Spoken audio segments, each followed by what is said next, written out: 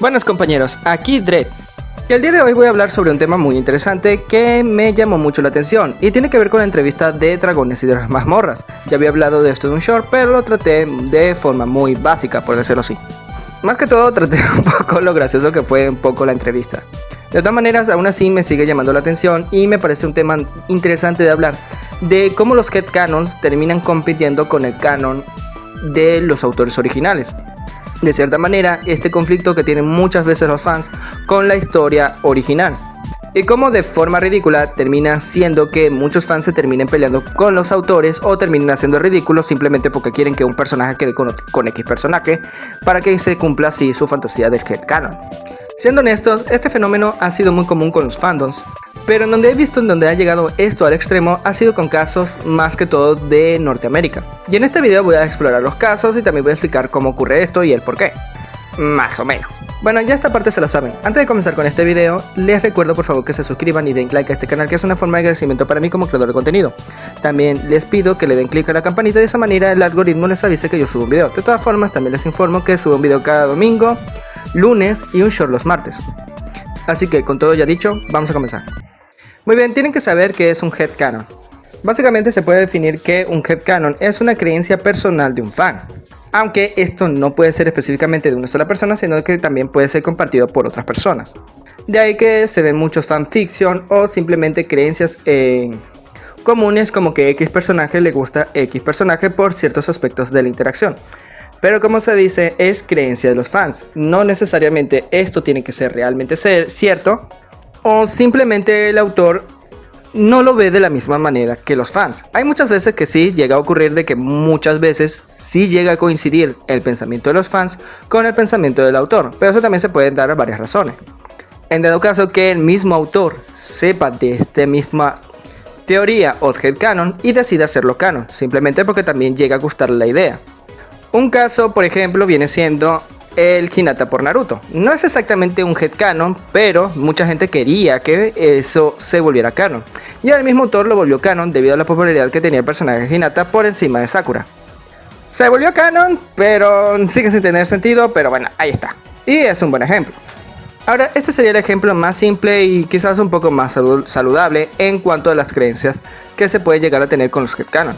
También esto ocurre no solamente en el anime, sino que también ocurre en muchas series más que todo occidentales. Se vio mucho en Hora de Aventura y en otras series, por eso se proliferó tanto de las teorías y eso. Los headcanons son buenos porque también de cierta manera mantienen vivo al fandom. El inconveniente es que hay personas que llegan al extremo a hacer cosas ridículas. Por ejemplo, hay un caso en la cual en una serie creo que se llama Voltron, o la adaptación occidental, en la cual una persona doxió a los creadores y amenazó con revelarlo si no hacía canon su pareja yaoi, tengo entendido. No estoy muy seguro de que esta sea la serie correcta. De todas maneras, confírmenlo en los comentarios, estoy abierto y a que me corrijan, no tengo ningún problema. Y sabemos que esto ya es ir al extremo. Y también vamos con el caso de la autora de Dragones y Mazmorras. Como ya dije, no me he visto la serie, pero ya estoy muy al tanto de muchas de las cosas que los fans creen con respecto a dicha serie. Como que un personaje es neurodivergente y que si dos personajes terminan siendo también Yuri. Y según la entrevista de la autora, ella fue muy abierta a que muchas personas podían considerar lo que quieran, aunque ella no los haya pensado de esa manera. Siendo que sí, viendo las entrevistas y ilustrándome un poco sobre la obra de Dragones y Mazmorras, dudo mucho que ella haya pensado que cierto personaje sea neurodivergente, porque la autora me dio a entender de que ella no sabe cómo actuaría una persona así que simplemente sigue siendo una suposición de los fans, un headcanon a toda regla. Lo mismo se puede atribuir a la relación entre el personaje de Marcille y la hermana del personaje de Laios. Aunque estos headcanons tengo que decir que no son únicamente de los fans o de las personas alrededor de la misma obra. Muchas veces hay empresas que han tratado de impulsar sus mismas creencias con respecto a dichas obras. El caso de Dragones y Mazmorras se puede decir que no es el único en la cual una persona le haya hecho unas preguntas incómodas a una autora, eso se ha visto muchas veces, pero que haya llegado al extremo para poder preguntarle sobre los headcanons es algo que llama bastante la atención. Pero como dije, no es la única vez en la cual en Occidente, porque por alguna razón es Occidente el que impone sus ideas, haya hecho esto. Un caso así fue por ejemplo en Ikki-Tousen, en la cual había una empresa de traducción que se encargaba de traducir el manga de Ikki-Tousen en Occidente, y por alguna extraña razón ellos empezaron a chipear dentro de las traducciones al personaje de Kannon Ochu con Koukin, el deuteragonista de dicha obra. Bueno, podemos considerar que ambos son deuteragonistas. En fin, el punto es que en el manga original esta relación no se ve. O sea, es inexistente, o si de haberlo, no se muestra como lo mostraron ellos. De hecho, ellos editaron escenas de mangas y trataron de impulsar la idea. A la final la empresa fue cerrada, muy posiblemente por una demanda X. No recuerdo muy bien. Pero en fin, estaban tratando de alterar una obra para que diera el resultado que ellos querían. Otra empresa que también hizo lo mismo fue 4Kids con el caso de Pokémon en la relación entre Ash y Misty. Cosa que en el canon original solamente se dio con una amistad, aunque sí, no voy a negar que a Misty sí le gustaba un poco Ash. Pero en el caso de Ash, bueno, a él la veía más como una amiga. Pero 4Kids impulsó la idea de que podría llegar a ser algo mutuo, cosa que en realidad no pasó. Por suerte, gracias a Dios, 4Kids cerró por las fuertes demandas que le hicieron los japoneses por tratar de alterar sus ideas, pero tengo que decirlo. Aquí tenemos una frase: bicho malo no muere. Y esta es una práctica que ha tenido Occidente muchas veces con muchas obras orientales, y también se ve mucho hoy en día también con cierto tema llamado woke.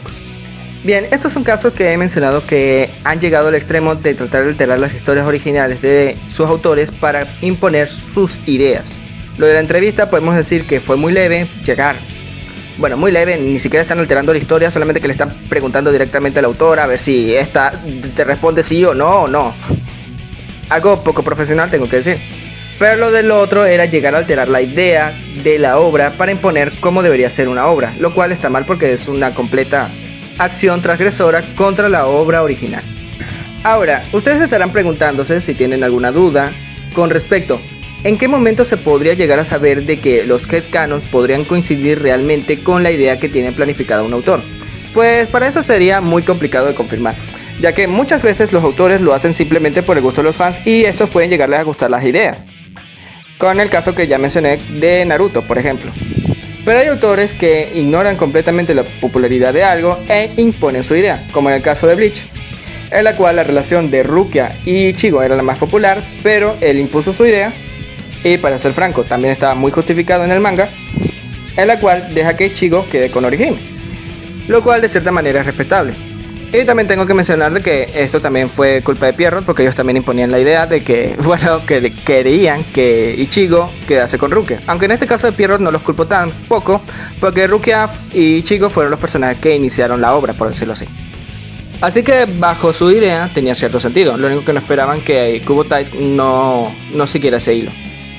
Ahora, volviendo al punto, que si, ¿cómo podrían saber de que si tu headcanon podría coincidir realmente con lo que ve o lo que piensa el autor?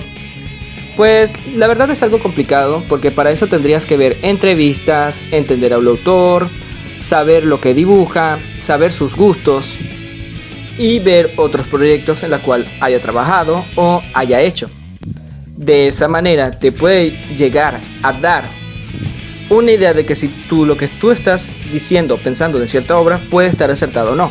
Esto es una práctica que yo utilicé cuando terminó Shingeki no Kyojin para tratar de entender el final del mismo y por qué las cosas no resultaron. De cierta manera demostré de que no estaba tan equivocado en mi idea, pero muy posiblemente por decisión del mismo autor para aferrarse más a la idea que tenía planteada originalmente, no optó por otro camino. Ahora, en el caso de Dragones y Mazmorras, si quieren confirmar algo de lo que ustedes están pensando, pues la verdad tendrán que escuchar a la autora, cómo se habla o se expresa, estar pendiente de sus entrevistas y hacer una comparación entre el anime y el manga. Porque muchas veces las compañías animadoras también terminan haciendo ciertas alteraciones para dar ciertas ideas y puede llegar a confirmar o confundir al fandom de ciertas ideas. Es una práctica muy común, la verdad, ya que los japoneses utilizan mucho el queerbaiting, que sí, es una palabra inventada por los woke, pero tengo que admitir de que esto se lleva practicando mucho en Japón para atraer a un público que no necesariamente es el público objetivo. Lo ha hecho MAPPA con la serie Jujutsu Kaisen, que utilizaron un poco a Gojo y su relación con Geto para dar ciertas ideas y de esa manera atraer más al público femenino, cosa que les gustó bastante a las féminas, que les funcionó bastante. Ahora trataron de utilizar lo mismo con Chainsaw Man, pero el fuerte de Chainsaw Man son sus personajes femeninos, así que no les dio el mismo resultado. Ahora, no sería raro que en el caso de Dragones y Mazmorras fuese igual, pero como dije, comparen el manga con el anime y vean si esto podría ser o no.